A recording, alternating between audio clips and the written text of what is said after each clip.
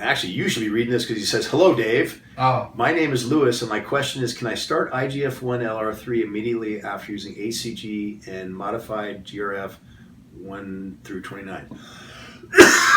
Excuse me. I don't know why not. This is a short question. I guess it's going to get a short answer because I don't know what the issue would be starting one with the other. The HCG really has no real effect in this cascade of hormones. HCG we know stimulates, it's an analog of luteinizing hormone. It would stimulate the gonads.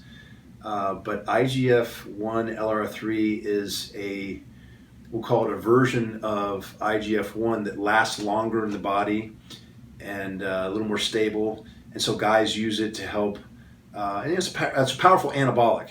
So guys will use that instead of maybe growth hormone or growth hormone analogs because it lasts longer and it's pretty doggone effective for that reason and others at putting glycogen in the cell. I'd say it's way safer than insulin. I don't ever recommend anyone using insulin except for diabetics. Okay, if they have to. I know. I didn't even want to go there because I don't want to have the argument. Guys do things all the time. And as I said, I'm a registered libertarian. But from a medical standpoint, especially, even in educated hands, people with diabetes who've been taught and taught again and can check their blood glucose and know what to do if they overdose the insulin, etc., they have problems.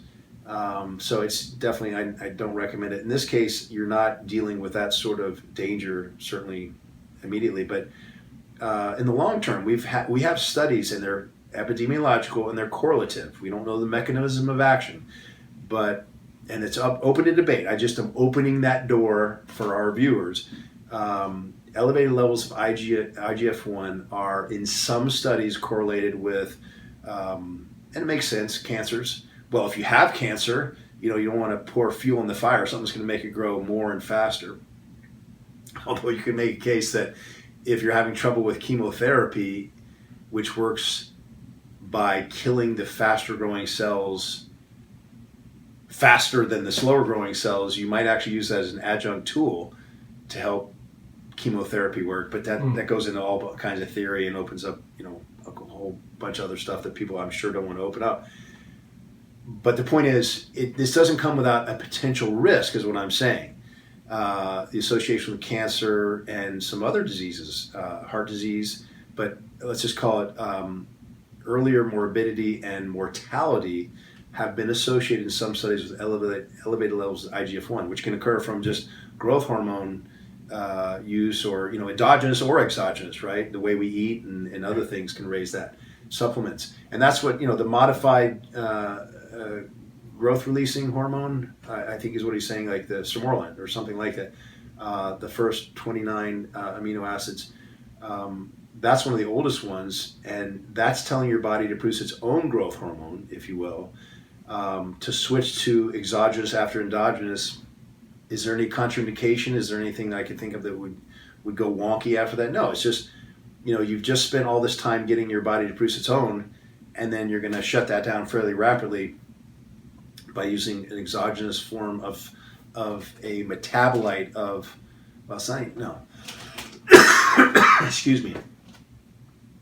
The way the body, so the liver, I'm going to give us too much technical information here, but effectively what would happen is this would slow your body's own production of growth hormone and IGF-1, okay, by introducing exogenous IGF-1 LR3. Gotcha. I think that's what the bottom line he wants to know. But no, there's no contraindication to it. So you can, I guess, in this case. Gotcha. Very cool. Hello there. I am a steroid user, 12 cycles so far. And I try always to PCT, yet I don't see me back again as, in parentheses, stable condition. It's always up and down in regards to prostate enlargement and shrinkage and testicle size. But there is a condition that is remaining the same. Breathing problems. Symptoms. Shortness of breath, tightness of chest, can't even play 30 seconds with kids without feeling that I should rest. All heart tests are okay, lung is okay, blood pressure is okay. No doctor is giving me a solid answer. Most say it's in my head and I need to take it easy. And this is funny. I relate this problem to the result of steroids use, but it's only my opinion. What should I do? Adwad Al-Hakan. This is another tough one again. I really do wish that I could, get in front of these patients and ask them more questions and get maybe some more studies underneath our belt so we can figure these things out, because there are a lot of unanswered questions. And one of them is, for example, how much weight did you put on while you were using steroids? Because people forget that going from, 180 to 210. That's a good question. Guys do that in cycles, particularly young guys. This gentleman didn't say how old he is, but 30 pounds of extra weight, and look at it as a percentage. Takes time to get used to. I know when I'm playing tennis, if I drop even 5 pounds or riding a bike, that makes a big difference in my heart rate, my breathing, obviously. So that's the first thing I'd ask is, have you taken that into account? Because that could be your answer right there. And then you talk about, shortness of breath, tightness of chest. You think of anxiety as one thing leading to another. He's got this condition, which is because he put on too much weight, and then he's getting worried about it because he starts to breathe too hard or harder than he thought he was supposed to breathe, and then he gets anxious, and that leads to tight chest and more shortness of breath. The good thing is, although it says all heart tests, I don't know what that means, but if he runs through the gamut, whether it's a perfusion test, with and without exercise, in other words, and not just a simple EKG, that would not be enough to satisfy, I would hope, most doctors. But if the perfusion test is okay, and for example, a CT angiogram showed there's no blockage in the heart, and an EKG shows there's no electrical issues either, okay. The lungs are okay. What does that mean? You don't have any lung disease, COPT, emphysema,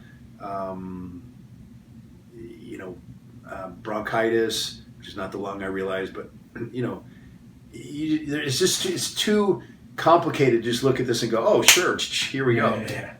But assuming those things are okay, and blood pressure is okay too, he says, then I don't know what I would suggest. But I don't think that the problem is necessarily